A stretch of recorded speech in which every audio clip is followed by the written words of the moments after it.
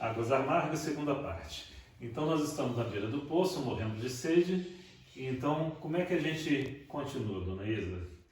Antes da senhora retomar, eu só queria colocar um ponto que me chama muito a atenção com relação a isso que a senhora coloca, né? Nos relembra dos 60 e tantos mil mortos. E de uma posição, né? Isso me chama muito a atenção quando a gente, quando são números tão distantes, né? A gente não é capaz de ser solidário, a gente só lamenta, né? A gente se incomoda, a gente fica indignado, né? Mas a gente, talvez porque é necessário hoje, nas nossas relações, solidariedade não seja suficiente, né? Eu me lembro do que diz o apóstolo Paulo, né? A gente precisa levar as cargas uns dos outros. A gente precisa realmente começar a perceber a dor do outro que está sofrendo as suas perdas, para que a gente possa ter a dimensão do sofrimento que essa situação pode trazer ao povo de Deus, a cada um de nós, né? A cada um de nossos irmãos e irmãs brasileiros e no mundo inteiro que está sofrendo, né? Porque muitas vezes o simples exercício de dizer assim, eu sinto muito, ou eu sou solidário, é muito pouco. É muito pouco. A gente como cristão, a gente como ser humano, precisa realmente sentir essa dor do outro, precisa ser realmente levar essa carga também, para que, entendendo aquilo que você sofre, aquilo que o outro sofre, eu possa ter uma atitude efetiva. Porque é muito simples chegar e dizer assim, eu lamento muito, né? São as posturas naturais, nós somos solidários com todas as famílias que sofrem, mas somos mesmos. Será que eu sou realmente solidário com aquele que sofre quando eu saio nas ruas sem a minha máscara? Ou quando, podendo ficar em casa, eu saio às ruas? Será que eu realmente sou solidário e me incomodo quando, com a dor do outro e sinto a dor do outro, quando os shoppings abrem eu faço fila na sua porta? Como solidários? Então acho que solidariedade do sinto muito é muito pouco diante da gravidade da situação que a gente sente. E aí eu entendo que a murmuração, ela é justamente isso. Eu reclamo sem tomar uma atitude. Eu reclamo de uma situação que me atinge, que me agride, mas eu não sou capaz de tomar uma atitude que mude a minha situação e que melhore a vida do outro. E que diminua o sofrimento do outro. E aí eu me vejo à beira do poço, com sede, com uma água que eu não posso beber. Tá com a senhora. É interessante, o Tom falou de solidariedade, mas quando a gente começa a murmurar, a gente não lembra do outro. A gente lembra da minha sede. A gente lembra da minha necessidade. E é muito normal, muito comum, diante de uma situação de calamidade, a gente reclamar. E enquanto eu falava, eu estava procurando aqui o Salmo 137, eu gosto muito dele, porque ele é a nossa realidade. O povo estava na Babilônia, exilado, escravizado, e o salmista diz assim, junto aos rios da Babilônia, nos assentamos e choramos. Foi exatamente o que o povo fez às margens do poço de Mara, né? O que eu vou fazer? Sentar, eu fico imaginando aqueles milhares de pessoas sentadas ali, todo mundo com sede, olhando aquela água sem poder beber. Junto aos rios de Babilônia nos assentamos e choramos. E nos pediam que cantássemos e tocássemos o hino do Senhor. Mas como cantaremos em terra estranha, né? Exatamente o que aquele povo estava fazendo.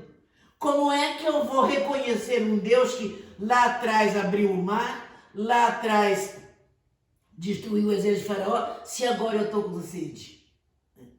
Então, a murmuração, ela quase que é uma constante na nossa vida. A gente para um pouquinho, obrigado, Senhor, pela bênção que o Senhor me deu até aqui, pelo pão de cada dia e tal. Obrigado porque a pandemia ainda não chegou na minha casa, o vírus ainda não entrou na minha casa, na minha família. Mas a gente acabou de ouvir o Tom falando de solidariedade.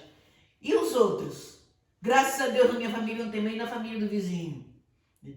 E na família, nessas famílias todas, o Jornal Nacional está acabando, no término, sempre está acabando com uma palavra de conforto, de reconhecimento da necessidade do povo.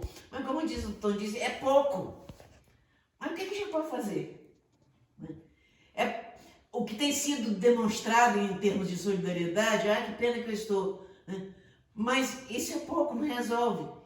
Há alguma coisa que eu possa fazer para resolver? Moisés, quando se viu ali diante daquela situação, ele se voltou para Deus. E aí Deus fez uma coisa, de novo, inesperada. Nós começamos o nosso estudo perguntando o que é que havia naquela água. Que produto químico era aquele que a água brotava da terra e brotava amarga? Havia alguma coisa nisso, que os cientistas explicam, não sei. E agora acontece outra coisa inesperada. Moisés disse, Senhor, olha o povo está morrendo de sede, estão me culpando, o que é que eu faço? E Deus diz assim, pega um pauzinho daquele ali e joga na água. Aí eu pergunto de novo, o que havia naquela madeira? O que havia naquele pau que neutralizou o produto químico, que tinha que haver um produto químico, naquela água e transformou aquela água de amarga em água doce, água potável, água própria para beber e em quantidade suficiente para matar a sede daqueles milhares de pessoas. O nosso Deus é um Deus do inesperado, né? A gente costuma dizer, a gente ouve isso quase todo dia, o nosso Deus é um Deus do impossível. Ele é do impossível, sim, porque ele realiza coisas que eu não posso realizar. Eu gosto muito de uma palavra do Cláudio Duarte, quando ele disse que ele é um improvável nas mãos de Deus. E aí, então ele conta, né? Faz uma retrospectiva da vida dele e disse, eu sou o improvável. O que é uma coisa improvável? Aquilo que não é para acontecer. Aquilo que não tem por que acontecer, como acontecer. E Deus, o nosso Deus, além de ser o Deus do impossível, o Deus todo-poderoso, ele é o Deus que transforma o improvável em provável, impossível. Ele transforma o que um pedaço de pau, que eu não sei se estava seco, se estava verde, jogado numa água cheia de uma química que também a gente não sabe o que é, e neutraliza. É o Deus do improvável. É o Deus do impossível, que usa a própria natureza para neutralizar uma outra parte da natureza. Aquela água amarga fazia parte, aquele poço de águas amargas fazia parte da natureza daquela região ali, desértica. Não é interessante que não era nem um oásis, porque o oásis geralmente é rodeado de palma. O oásis estava um pouquinho na frente, lá em Elim. Eu gosto muito de quando eu leio esse texto, porque havia em Elim 12 palmeiras. Quantas eram as tribos de Israel? Eram 12. Então havia 12 fontes, aliás. Havia 12 fontes. Então havia uma fonte para cada tribo de Israel. Tinham acabado de experimentar a transformação de águas amargas em águas doces através de um pedaço de pau. Caminham mais um pouco e encontra aquele oásis maravilhoso, 70 palmeiras e 12 fontes. Tinha sombra, tinha água com fartura e tinha lugar para o povo descansar.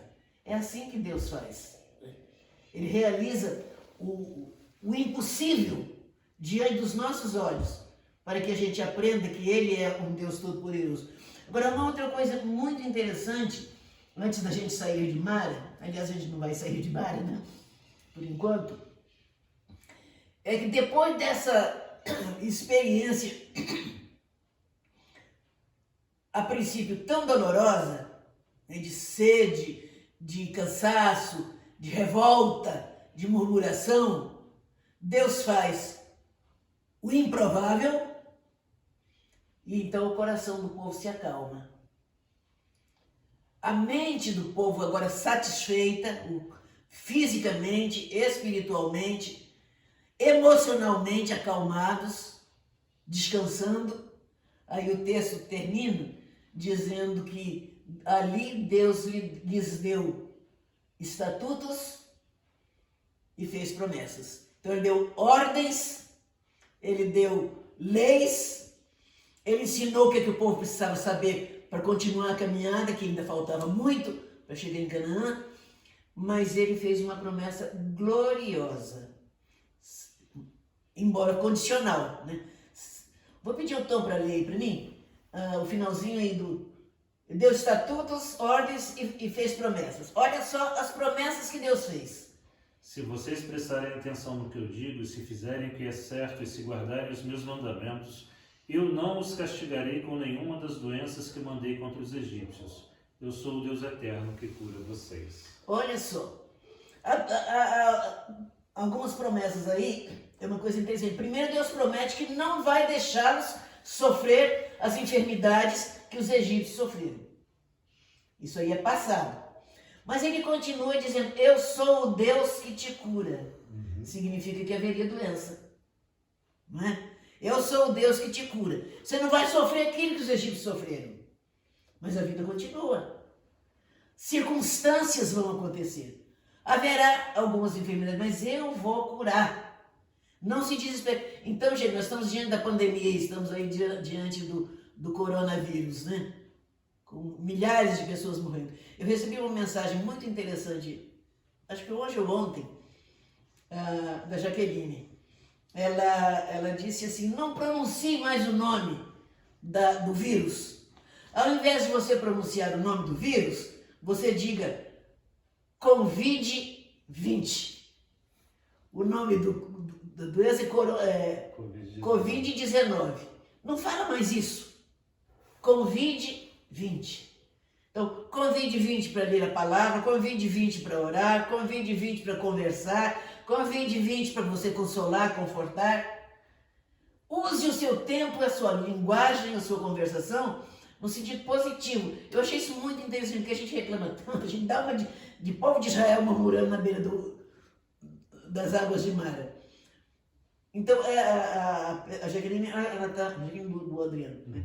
Ela convidando a gente a pensar de forma positiva, porque Deus cura. O nosso Deus é um Deus que cura. Com você. A gente vai caminhar para o final, né? Ainda que tenha muitas outras coisas a serem vistas na nossa lição, né? E eu só queria que a gente tivesse muito claro das nossas responsabilidades com relação à natureza e com relação às águas.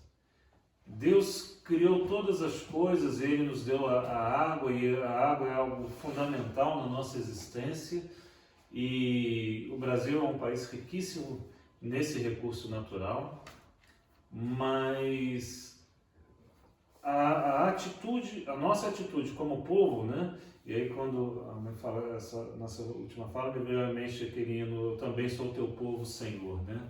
Nós também temos andado no deserto, mas Deus tem estado conosco, né? E nós, num país tão cheio de águas, tão rico em águas, uma parte considerável da nossa população não dispõe desse recurso devidamente tratado.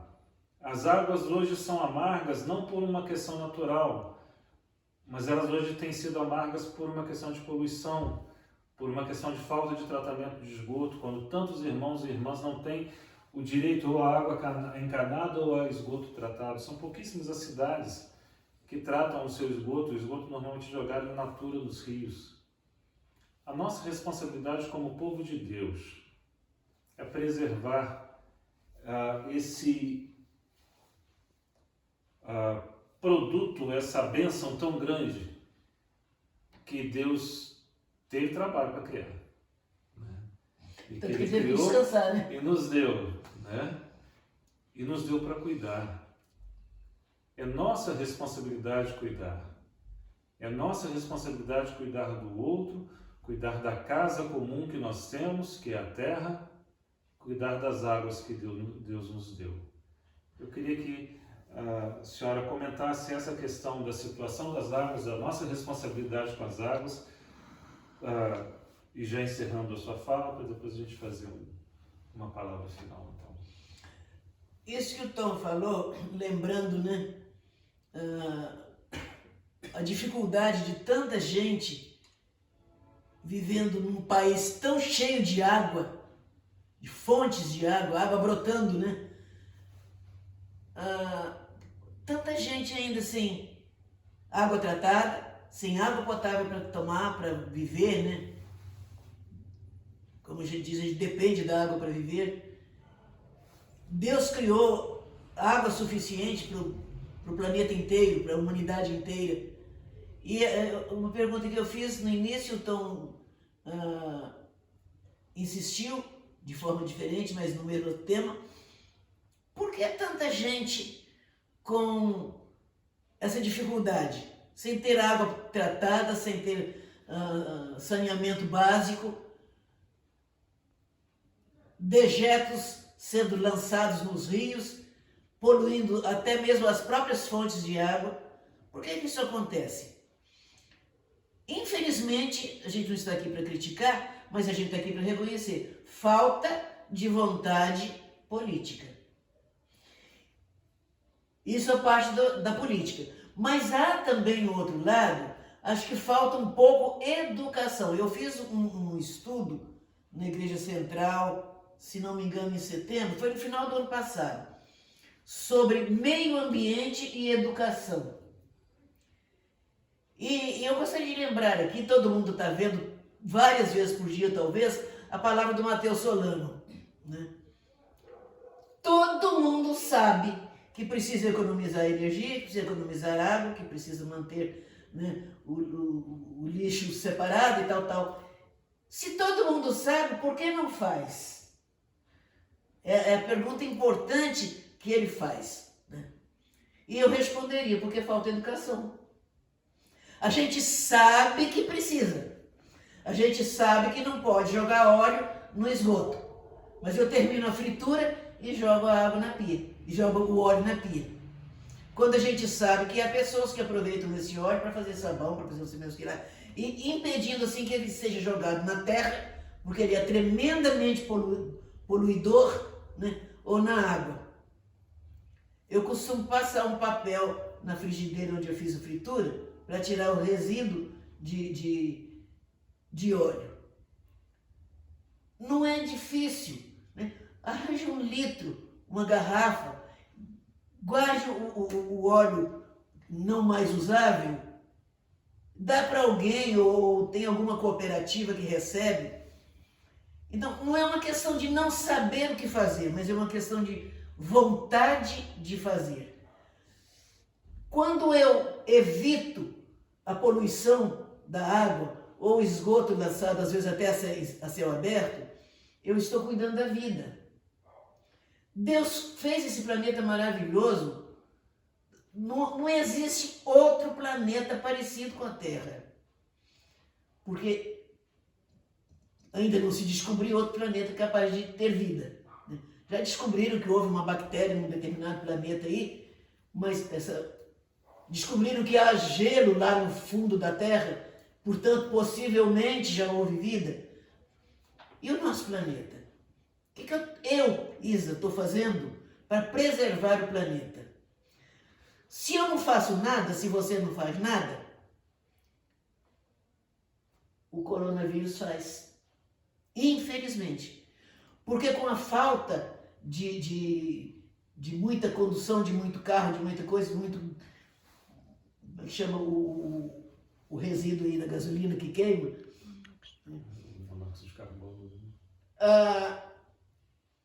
Está dando para a gente ver melhor o céu.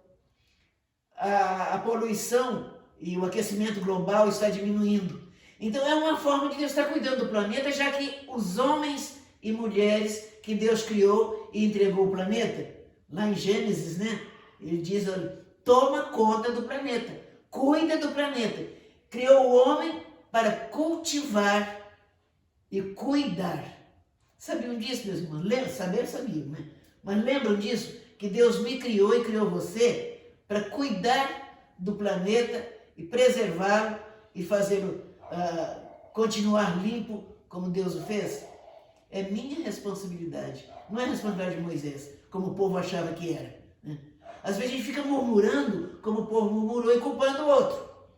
Mas eu estou fazendo a minha parte. Eu às vezes, eu me lembro quando eu fiz essa palestra sobre o meio ambiente e educação, citei também essa palavra do Matheus Solano, do ator, e disse assim, ele deve ter ganho um bom dinheiro para fazer essa propaganda. Mas essa semana passada eu vi uma reportagem, não sei em que programa, do trabalho que ele faz de preservação da natureza, né? Fazendo, cuidando do lixo orgânico e inorgânico, não só separando, mas trabalhando na casa dele, ou no sítio dele, na chácara, o espaço que ele tem, trabalhando para que aquele espaço que é dele, que ele, portanto, é responsável, produza mais e não...